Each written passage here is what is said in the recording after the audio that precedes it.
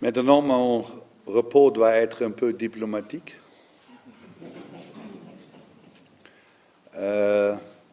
Pense tous les mots que je ne dis pas, parce que quand je dis la vérité, ça ne peut pas bon pour beaucoup de personnes. Il y a 6 joueurs qui dorment dans la même chambre, le même sanitaire, les mêmes douches.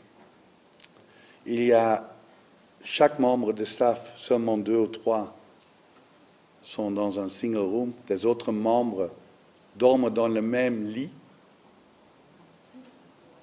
Dans le temps du Covid, fatigue après l'entraînement sont, pour moi, et je dis ça avant, j'aime d'être ici, mais quand tu organises un tournoi avec 4 équipes pour un stade, et tu payes, tu règles les hôtels, chaque équipe a besoin de même niveau. C'est un peu de respect pour chaque équipe.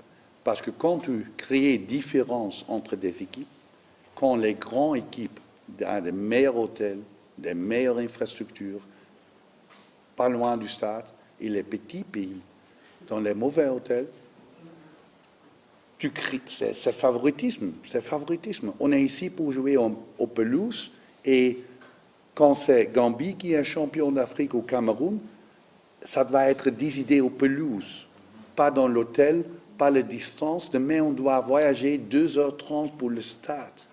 Même joueur, on va être là 1h30 avant le match. C'est 4 heures avant le match. La science dit que tu dois manger 3h30 avant un match.